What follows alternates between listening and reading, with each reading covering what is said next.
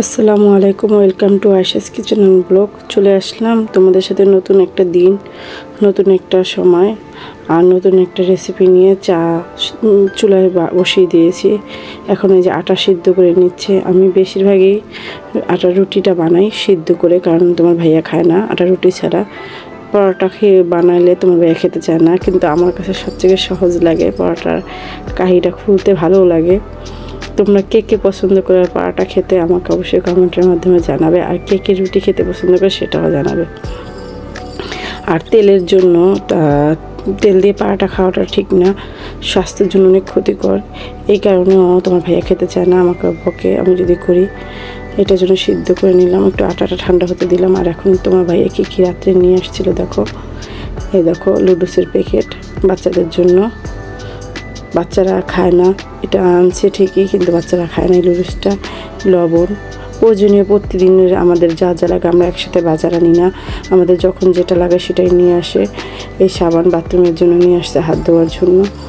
আর আলু আর ডিম নিয়ে আসছে তোমার ভাইয়া, এগুলো নিয়ে আসছে। যেটা প্রয়োজনীয় জিনিস আমাদের ঠিক অতটুকু জিনিসই নিয়ে আসে। প্রয়োজনীয় জিনিস ছাড়া বেশি আনার কোনো প্রয়োজন নেই, শেষ হয় একটা তারপর নিয়ে আসে। আটাটা ঠান্ডা হয়ে গেছে, এখন আমি রুটিগুলো বানিয়ে নিব। সেটাই তোমাদের সাথে একটু শেয়ার করলাম যে আমি কাই খুলে এভাবে রুটি বানাই। আমি দাঁড়ায় দাঁড়ায় রুটি বেলতে ভালো লাগে, আমি রুটি বানাই আর তাওয়ায় ভাজি, আমার কাছে ভালো লাগে।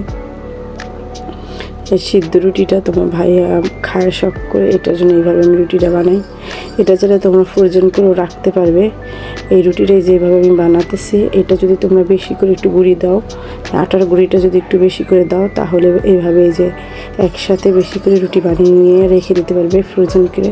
বেশি করে গুঁড়াটা বেশি করে দিবে, কারণ আমি তো ভাজবো এখন, তা অবশ্যই দিলাম, আমি এখন ভাজবো, এই কারণে আমি হালকা গুঁড়ি দিয়ে করছি। আর তোমরা যদি ফ্রোজেন করে রাখতে চাইলে যে রাতের বেলায় রুটিগুলো বানিয়ে রাখবে, সকালবেলা এটা খাবে ভেজে, তাহলে একটু বেশি গুঁড়াটা বেশি করে দেবে। আর না হয় যে এভাবে হালকা করে একটু একটা করে ছাক্কা দিয়ে নিয়ে রেখে দিলে তোমার ফ্রোজেন করে রেখে দিতে পারবে, তোমরা খেতে পারবে।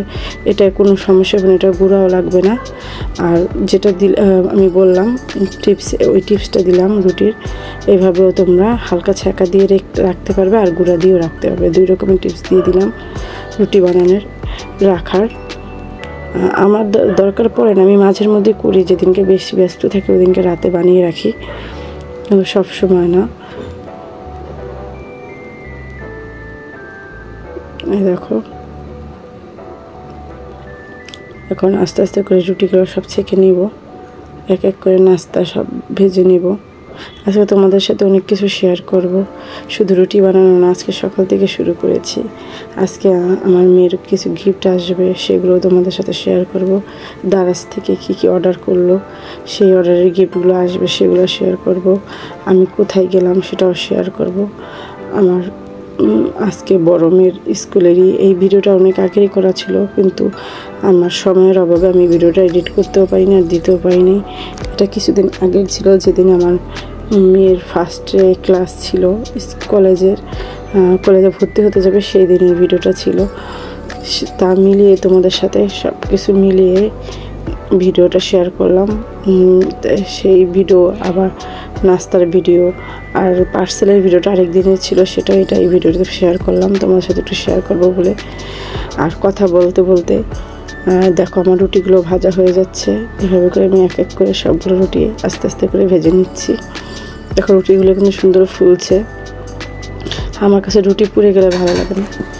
রুটিগুলো প্রায় বানানো হয়ে আসছে, দেখো রুটিগুলো বানিয়ে নিলাম এরকম। এখন তাওয়ায় তেল দিয়ে দিলাম, তার ভিতরে তেল দিয়ে এখন ডিম ভাজবো সকালের নাস্তার জন্য। সবাই স্বাভাবিক নাস্তা ঘরে করলে শর্টকাটে করতে চায়, এখানে আমি ডিম পোস্ট করা সবার জন্য ডিম পোস্ট করে নিচ্ছি একটা একটা করে।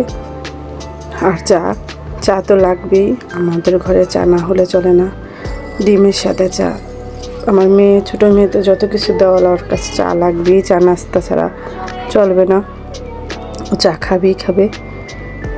এভাবে সবগুলো ডিম এক এক করে পোস্ট করে নিব। আর তোমাদের যা বললাম, আজকে অনেকগুলো ভিডিও করে থাকবো, দেখাবো তোমাদের আমার মেয়ে কী কী কিনলো। নাস্তাগুলো তোমার ভাইয়া আমার মেয়ে কি নিয়ে আসলো কিনে কি অনলাইনে কি অর্ডার দিল তাও তোমাদের সাথে আজকে একটু শেয়ার করব।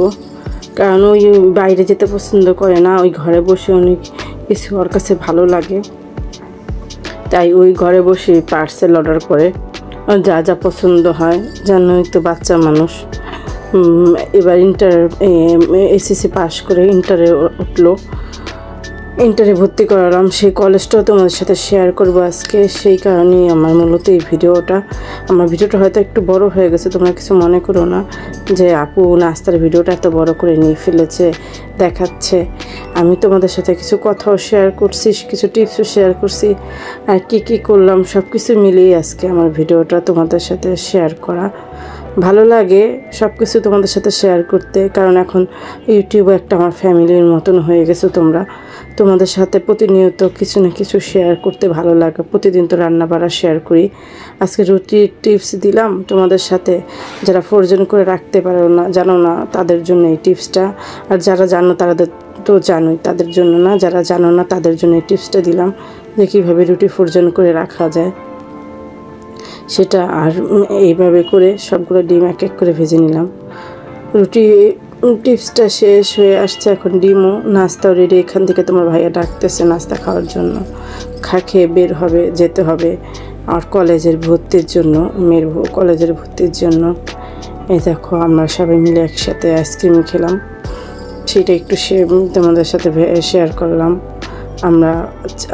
তোমার ভাইয়া, আমি, আমার 2 মেয়ে, আমরা 4 জন মিলে সেটা একটু শেয়ার করা, একটু ভালো লাগা থেকে এটা যে আসো। আর এই যে দেখো কি পার্সেল আসলো আমার মেয়ের, সেইগুলো আনবক্সিং করবে। দারাজ থেকে কি এনেছে সেটাই তোমাদের সাথে শেয়ার করতেছে। দেখো এটার ভিতর জন্য কি, দেখো আমারও খেয়াল নাই এখন, কারণ এই ভিডিওগুলো অনেক দিন আগের করা ছিল। আমি তোমাদের সাথে শেয়ার করবো বলে আর শেয়ার করা হয়নি।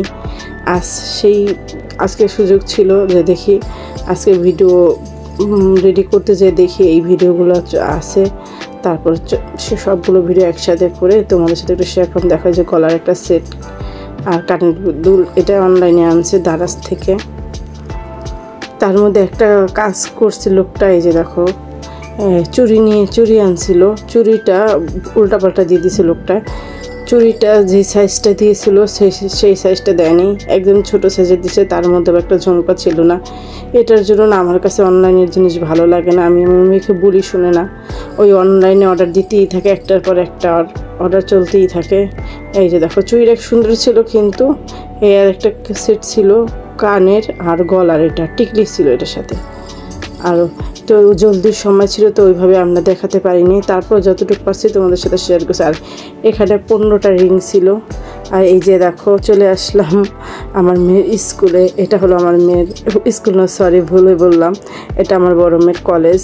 তোমরা সবাই আমার বড় মেয়ের জন্য দোয়া করবে যেন সুন্দরভাবে পড়াশোনা করে আগে যেতে পারে, আর অনেক মাকসাদ পুরো করতে পারে। যে এই আশায় ওই কলেজে ভর্তি হয়েছে, কলেজ পাশ করে যেটা চাইতেছে যেন ওই করতে পারে, এর জন্য ওর জন্য দোয়া করবে।